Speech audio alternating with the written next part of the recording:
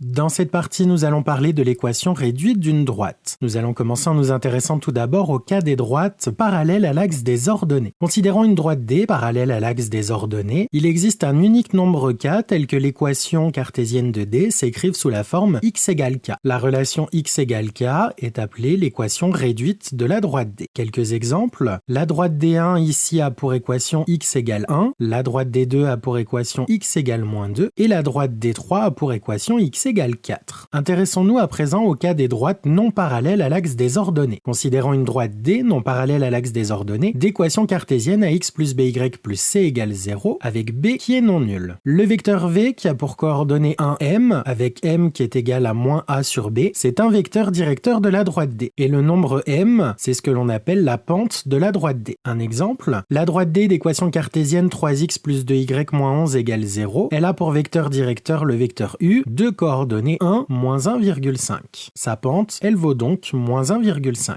Une propriété à présent pour calculer la pente, considérant une droite D non parallèle à l'axe des ordonnées, passant par les points A de coordonnées xa, ya et B de coordonnées xb, yb. La pente de la droite D, elle vaut yb moins ya divisé par xb moins xa, ce qui revient en fait à calculer la différence des ordonnées divisée par la différence des abscisses. Sur un exemple, la pente de la droite qui passe par les points A de coordonnées 1, 3 et B de coordonnées 4, 5, elle vaut 5 moins 3 divisé par 4 moins 1, c'est-à-dire 2 tiers. Considérons à présent une droite D non parallèle à l'axe des ordonnées qui a pour pente m. Il existe un unique nombre p tel que l'équation cartésienne de la droite D puisse s'écrire sous la forme y égale mx plus p. Le nombre p va être appelé l'ordonnée à l'origine de la droite D et la relation y égale mx plus p va être appelée l'équation réduite de la droite D. Une remarque par rapport à cela, l'ordonnée à l'origine de la droite D, c'est l'ordonnée du point d'intersection de la droite avec l'axe des ordonnées. Sur un exemple, on demande de déterminer l'équation de la droite AB